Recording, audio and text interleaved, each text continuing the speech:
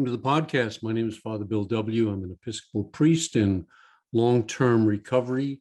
And purpose of these podcasts, if you're a regular, you already know it, but if you're new, it's to dig into the history, the spirituality, and the psychology of the 12-step program and kind of go a little bit deeper in the history behind the scenes and the psychology. What's this real transformation about? And then in the spiritual end of things, what is this new connection with our higher power? What is that like? What does that feel like? What have people written about it, and what have people experienced? So those are the things that I'm interested in, and glad you are with us. If you haven't checked out the website, I encourage you to do that. It's titled Two-Way Prayer. And while you're there, please be sure to sign up for our newsletter. Try to get it out every 6 weeks to 2 months. And there's a new episode coming out, copy, whatever you call that thing, should come out actually when this podcast goes up. So got some good information in there. And the other thing I want to say is over the summer, we're not doing any workshops. We're going to try to film some really good workshops about two-way prayer and put together a booklet. I'd like to have a nice, neat package that if anyone's interested in two-way prayer, they can go there and in one location get everything that you need. So that's our plan. Hope it works, and then we'll do some more interesting things perhaps in the fall, because I'm getting kind of tired of doing the two-way prayer workshops. I've just done so many over the years. It's time to do some fresh material. And let's see. Yeah, speaking of fresh material, we are doing the original pamphlet titled How to Listen to God. That's what this series is about. And it's a pamphlet that came out 38, 39 in that time frame, and circulated largely in Akron, Ohio, written by a chaplain by the name of John Batterson, who was a member of the Oxford group. And it gives a really nice overview of what the Oxford group was about, what their beliefs were, and most specifically, for our purposes, what two-way prayer was about. Now, I'll put this in the show notes so you can download a copy, and but I'll also put in there kind of an updated version that I wrote a number of years ago, incorporating some other things that may make the practice a little bit easier to get going, explain it maybe more in 12-step terms than when Batterson wrote this. Of course, he was not in AA, and there was no AA back in 38. The big book hadn't even been written yet. So anyway, hope you found this series helpful. I'm not going to repeat, just going to pick up where we left off. So we went through how they approached doing the two-way prayer, what the instructions were for doing it. And they had, let's see, 11, I think it was, yes, 11 points to make in going through this material. So we did 1 through 5 in the last episode. We're going to pick up with 6. So where we're picking up is that we will have now written a morning two-way prayer session. We will have done the listening, we will have done the writing, and now it's time to stop, and we will put it down. So this is where it picks up on number 6, and this is about testing and checking. What do you do after you've received some guidance in your two-way prayer? It's an important bit of material. So number 6, test. When the flow of thoughts slows down, stop. Take a good look at what you have written. How long does a two-way prayer session last? In my case, it's usually like 5 to 7, maybe 10 minutes at the most. I know other people who go a lot longer. I also know that what they're saying here is true. The flow of thoughts will slow down.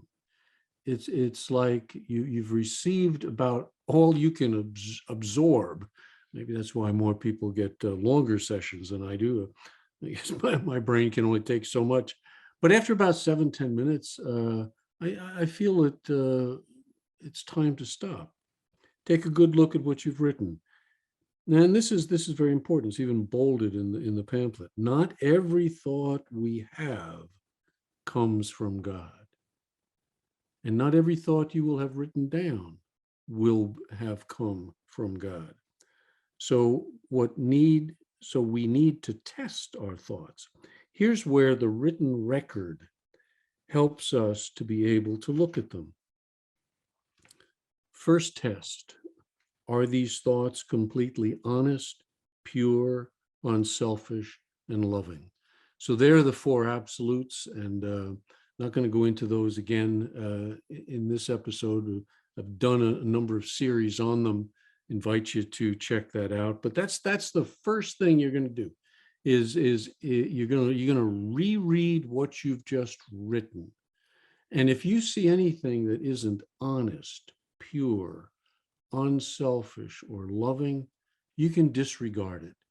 Because what the Oxford Group people and early AAs believed, if it doesn't pass that test, there's no way it can be coming from God. Are these thoughts in line with our duties to our family? And then they add to our country, because in the 30s, there was a lot of politics going on.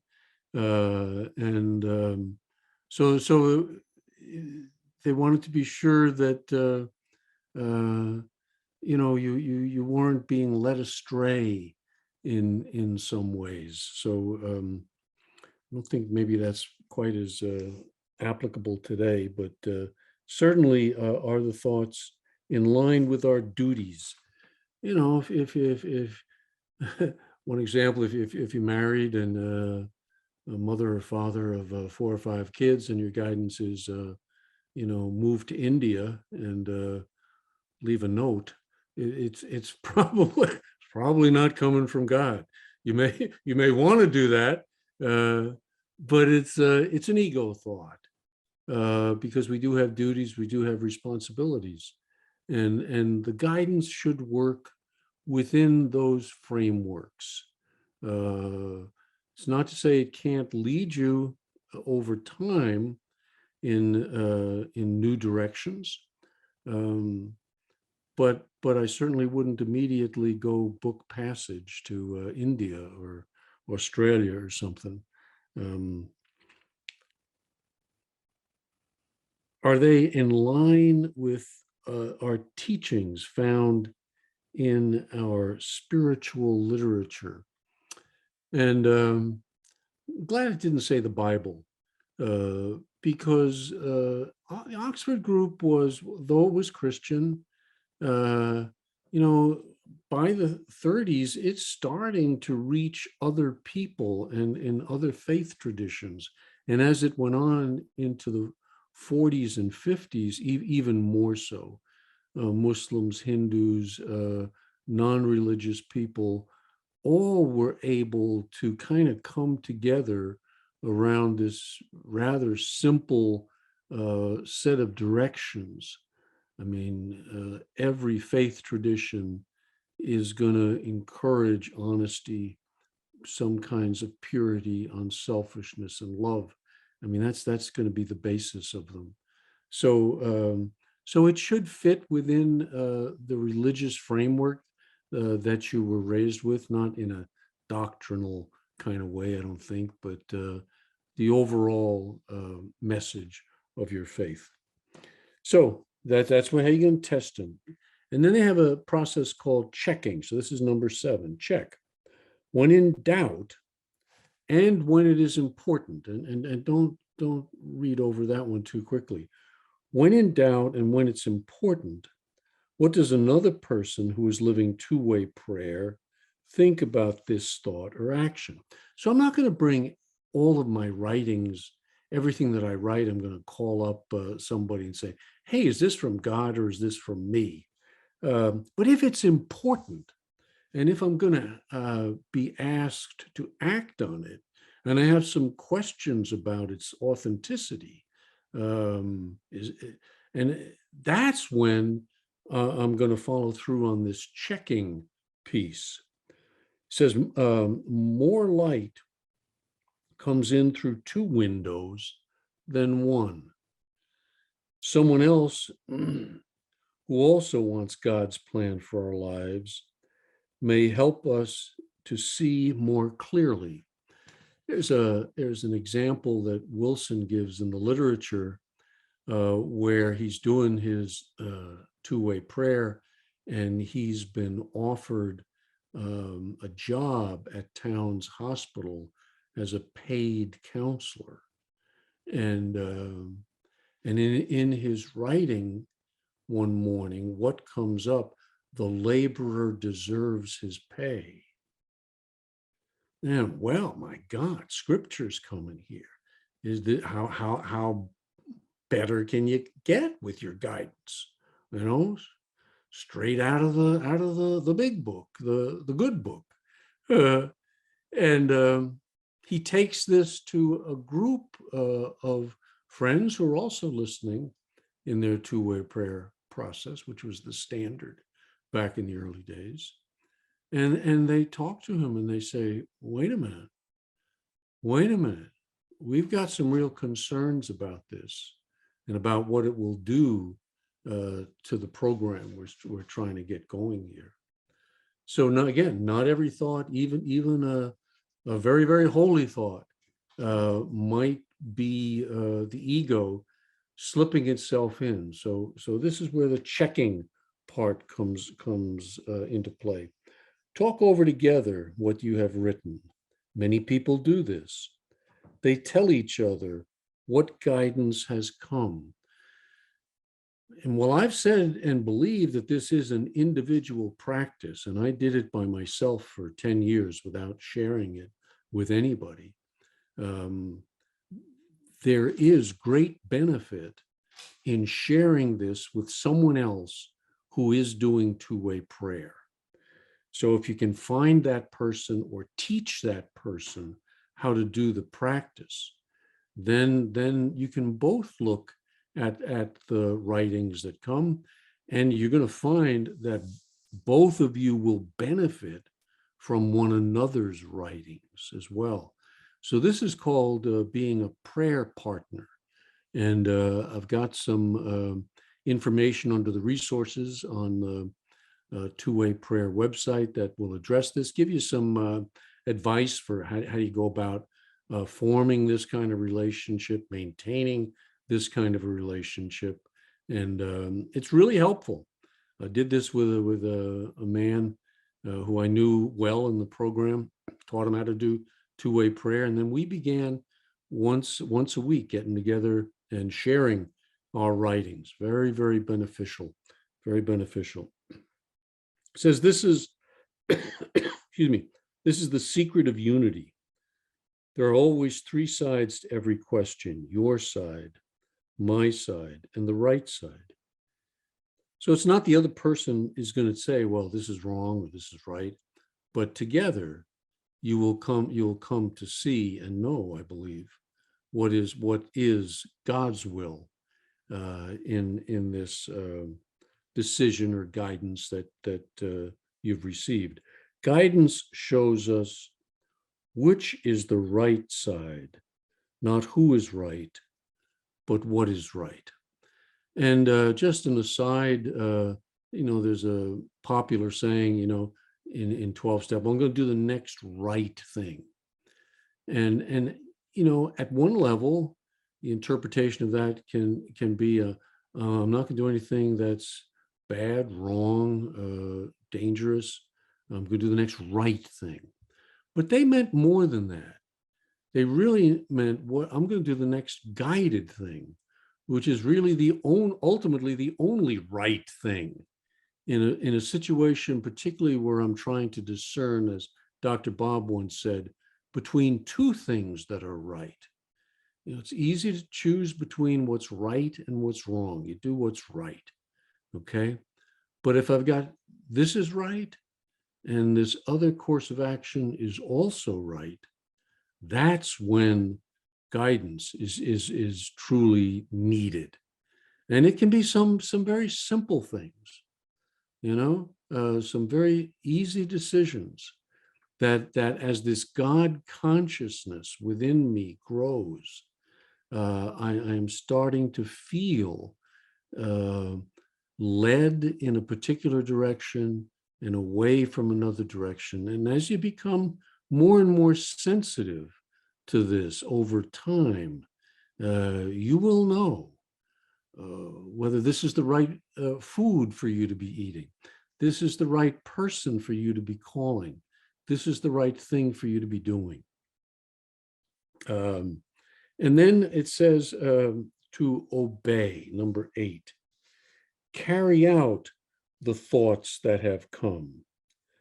You will only be sure of guidance as you go through it. A rudder will not guide a boat until the boat is moving. As you obey, very often the results will convince you that you are on the right track. Now, I want to talk a little bit here about obedience, because what I receive sometimes in my guidance can be it seems like a simple thing, and it's not a to-do list. You have to be very careful of that. I'm really asking God for guidance for my day in one example, or I'm going what I call a deep dive, where I'm asking for guidance with a specific problem or issue that I'm faced with. See, I think the guidance can come in either one of those directions. Oftentimes, I will do both in a two-way prayer session. I'll go to God with a specific problem that I've got and seek guidance on that. And then I will also, as kind of an addendum, an addition, I will look at the day ahead. Look at my day ahead and see if there's any specific guidance that I receive, and then act on it. And what this is saying is, you may not know in the beginning whether this is coming from God or it's coming from the ego. And I thought about the line in the big book, so I wanted to briefly kind of quote what Wilson talks about here in checking, and this is really his view of checking in the 11th step section of the book. He says, in thinking about our day, we may face indecision. We may not be able to determine which course to take. Here we ask God for inspiration, an intuitive thought, or a decision. We relax and take it easy. We don't struggle.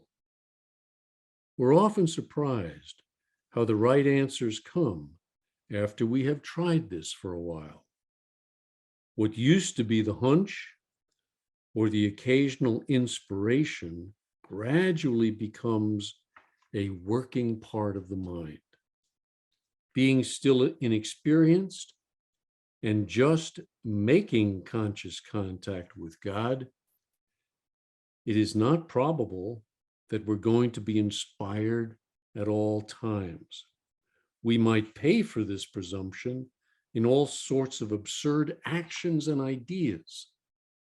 Nevertheless, we find that our thinking will, as time passes, be more and more on the plane of inspiration. We come to rely upon it. Now, if that ain't two-way prayer being described in the big book, I don't know what is. But it's kind of couched in very subtle language. See, Wilson didn't want people knowing this was Oxford Group.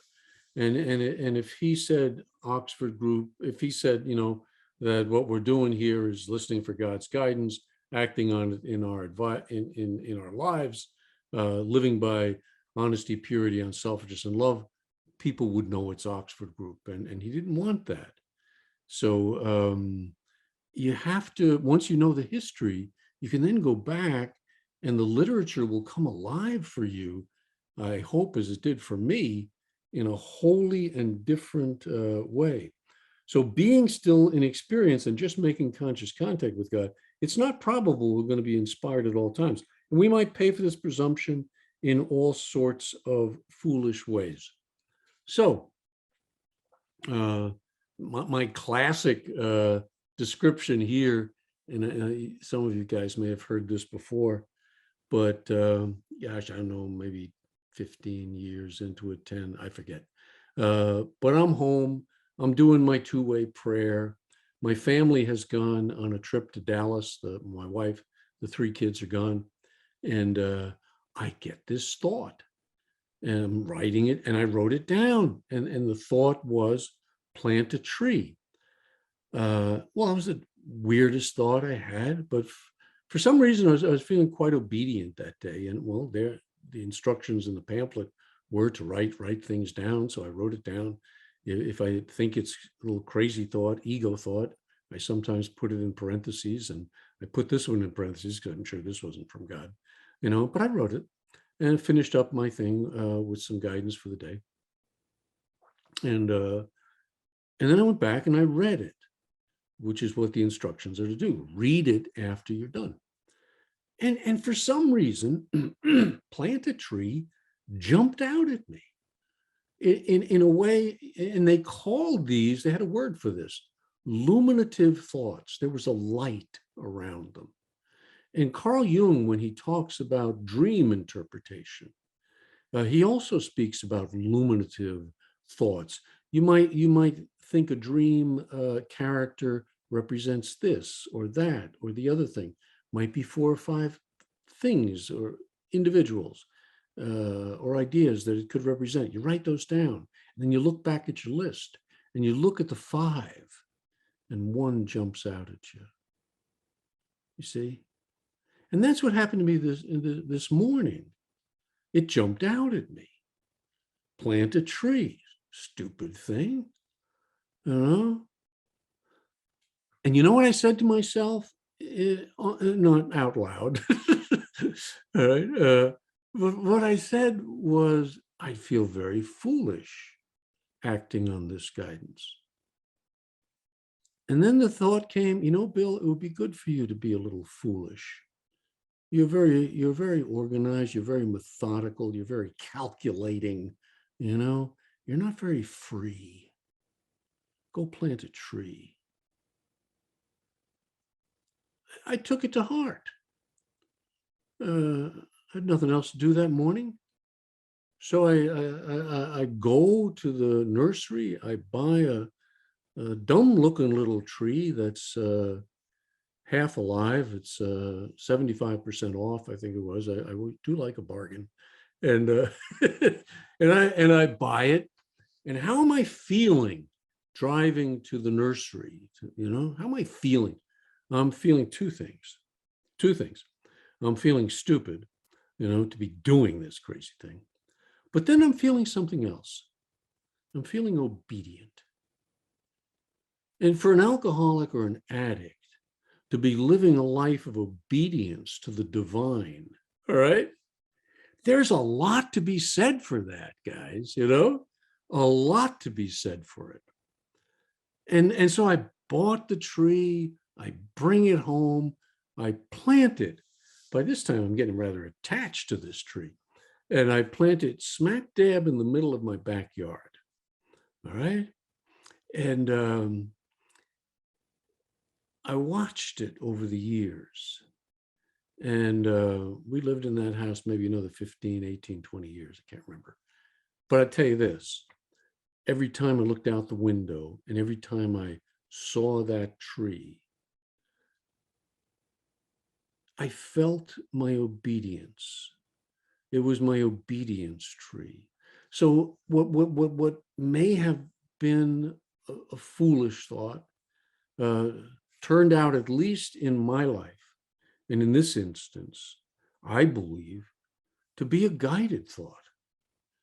That the self within, the God within, the great reality within, call it what you will, um, was pushing me to do something out of my general character.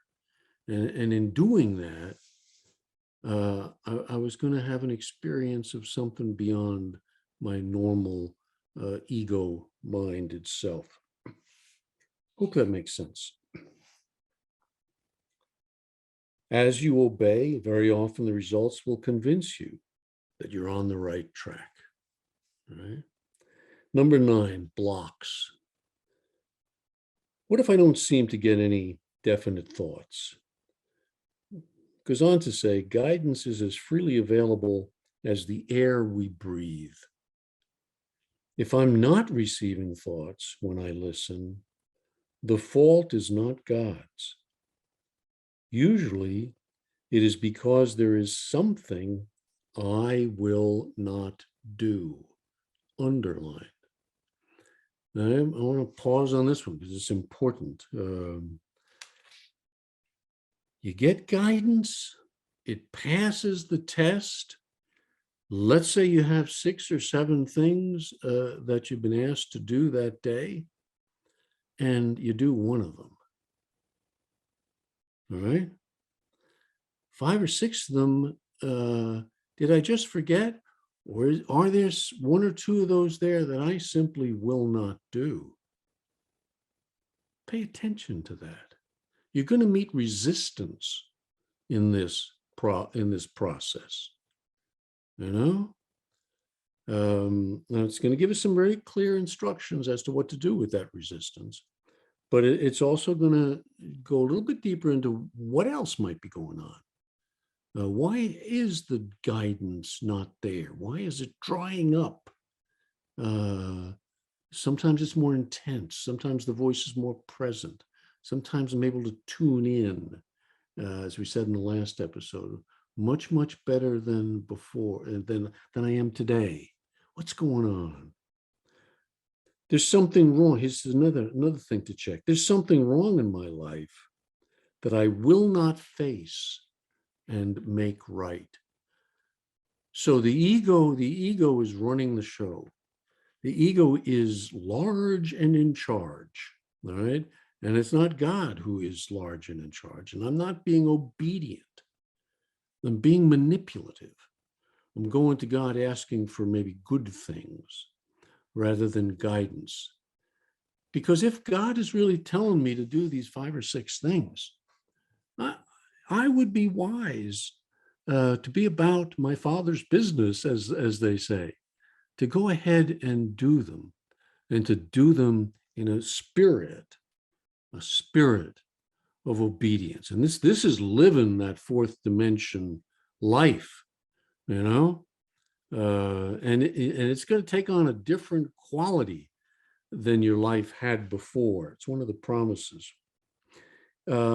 Something I will not do, a habit or indulgence I will not give up. Oh, you're going to meet some resistance here. You're going to meet some parts of you, some parts of your ego that are subtly playing God, subtly being God. You know, they don't have a big G on the sweatshirt. You know, they lock you up for that kind of thinking. But in reality, it's what we're doing. I know better. I know better than you. This is the little monstrosity of the ego that we are going to meet, and it needs to be tamed. It needs to be right-sized. Right-sized. A person I will not forgive, a wrong relationship in my life I will not give up, a restitution, an amend I will not make. Something God has already told me to do that I will not obey. Check these points and be honest. Then try listening again. So, I mean, sometimes what I do is when I get 5 or 6 pieces of guidance and I list them, I put a little box next to them if it's a specific action I'm being asked to take. And then the next day, when I go back to do my guidance for the following day, I look, am I able to check off the things that I was asked to do? Sometimes I'll carry my book with me to the office, or go back to it during the day if I've been asked to do a number of things. Check them off one by one. Check them off. Put a little X next to them, or a check mark that they're done. And if you can go back the next day to your notebook, your two-way prayer guidance book, and for the day before that, you're able to check off 6 of the 7 things, or 7 of the 7 things, whatever it might be. There's a good feeling that comes with that. You're doing the deal. It's a lived reality now. May not be telling people what I'm doing. It took me a number of years before I was in a position where I tell them what I'm doing with this stuff.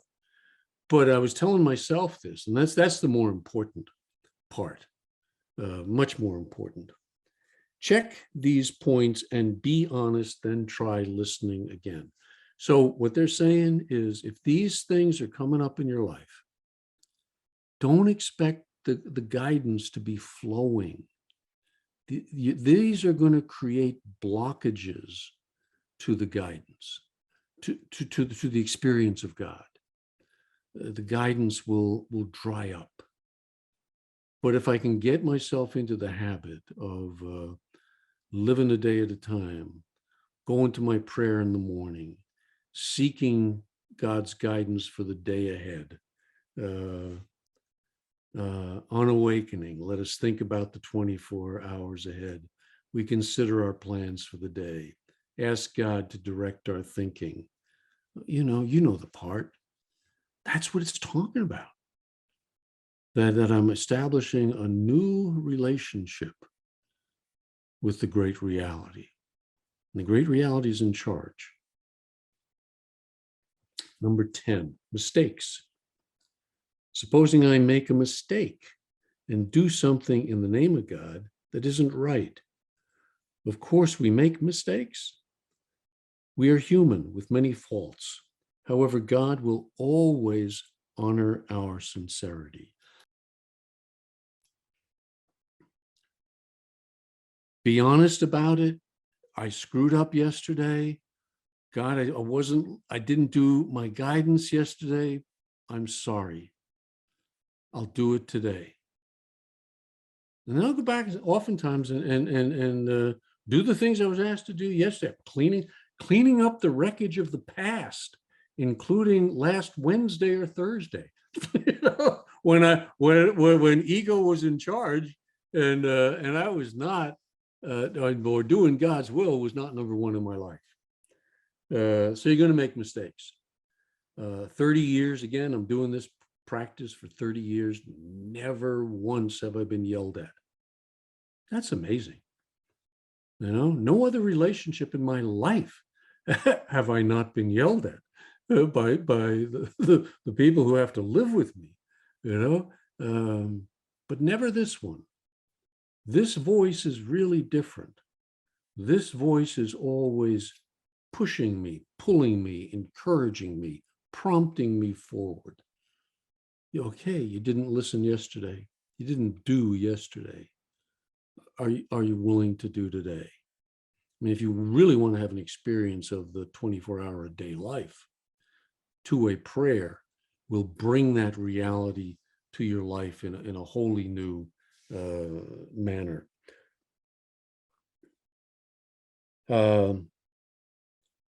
However, God will always honor our sincerity. So it's the sincerity part that's key here, not the success part. The sincerity part, really different. He will work around and through every honest mistake we make. In one of the earlier sessions, they said, God has a plan for us. And what I would read in some of the Oxford Group literature, if I don't do that plan, it's okay. God has another plan. always another plan, always now, always taking me where I'm at. Have I learned from this? What you're going to learn from is your mistakes. You know, mistakes are how we're going to learn. So we have to approach this spiritual relationship and this living it out with the expectation that I'm going to make mistakes. But I don't start off the day saying, okay, I'm entitled to 26 mistakes. Aim for perfection, settle for progress. Aim for God, meet the ego. And then begin to sort out, how did I feel when I was operating under God's guidance? How did I feel when I was operating under self-will? You will come to know this. You'll be sensitive to the movement of the spirits within.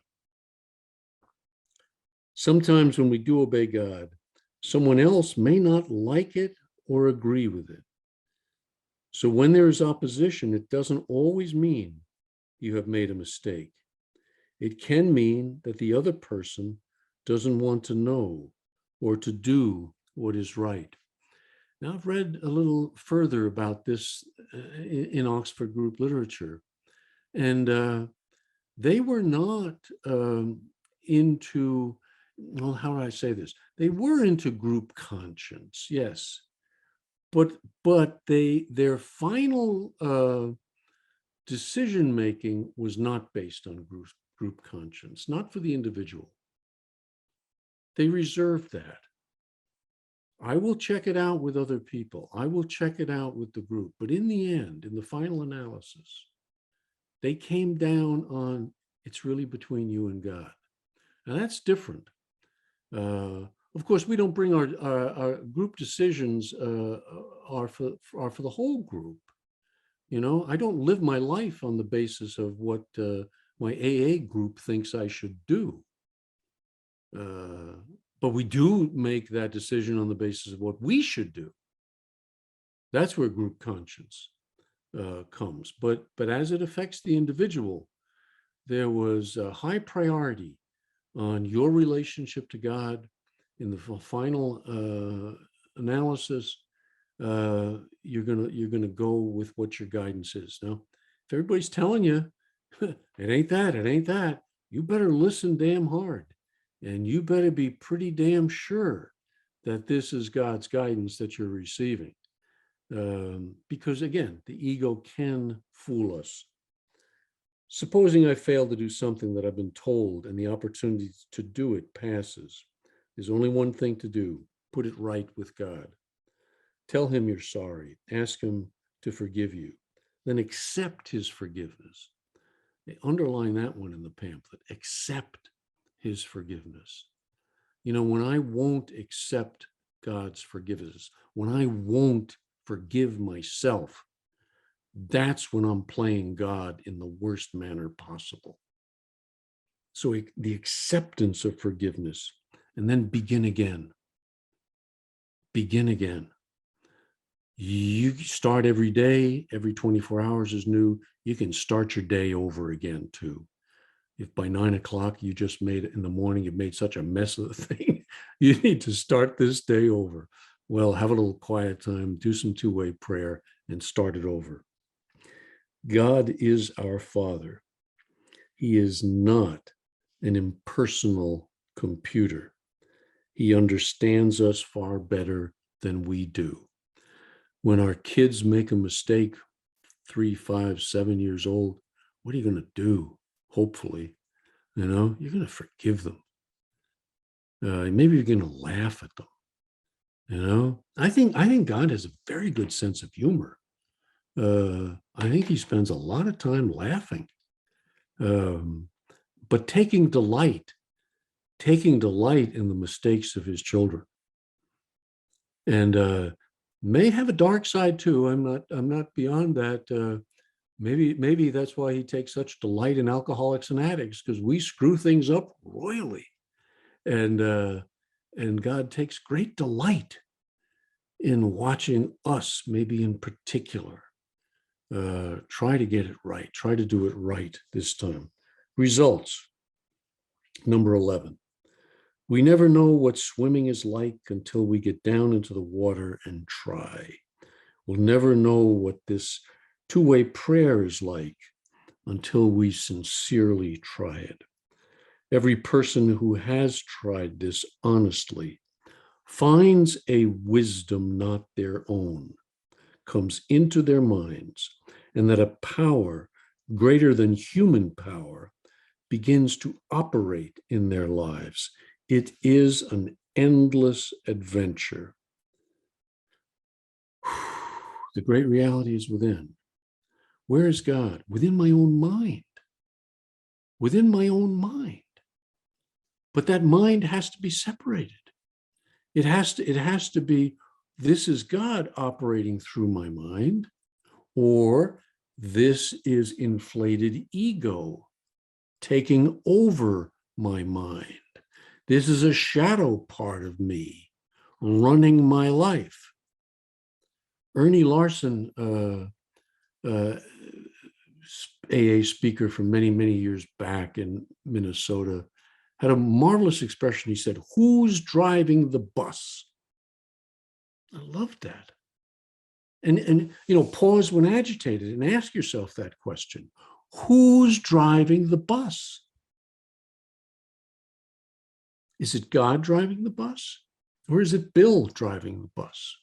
You will know what it feels like when God is driving the bus. You will know. And you will know restless, irritable, discontent when ego has usurped the role of God in your life. So this is why step 10 is so vital. We watch ourselves, and then we pray. And if we don't watch, we won't know what to pray for. So watchfulness. There is a way of life for everyone, everywhere. Anyone can be in touch with the living God, anywhere, anytime, if we fulfill God's conditions.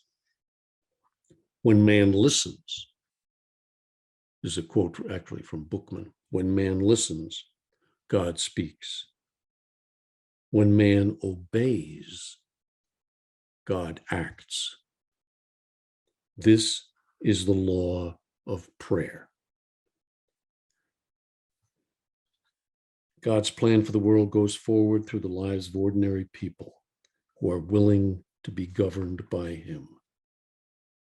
This is the law of prayer, that the human and the divine, which feel so separated, and God knows alcoholism and drug addiction are illnesses of separation, where we are disconnected. We are disconnected from the source of life. We call that God. All right? You can call it life. You can call it the more. You can call it the beyond that is within. You can call it whatever you like, You can call it like Jung did, the self with a capital S. And it has a plan for your life. It has a plan for your day. And what the Oxford Group people were so good at finding out was, how do you reorient yourself, and not by becoming terribly religious, but by becoming spiritual and whole, with a W-H-O-L-E, becoming whole, becoming the person, the woman, the man that you were meant to be. Do that, and you find meaning and purpose in your sobriety. I'm just going to close that, at 20 years sober, I was flat and dry, reading my 24-hour book, going to my meetings, doing that sort of stuff. But the adventure was not there. The adventure came when I started learning what these AA pioneers were doing, and particularly how they were praying, and how that prayer became the great reality in their life. So I think it's a marvelous little pamphlet. Again, it'll be in the show notes, and I'll put the pamphlet that I wrote that builds on it, gives you some additional advice in how to go about doing the practice, but it's not meant to be a substitute for it. And I think there's much to be learned in the original pamphlet as well.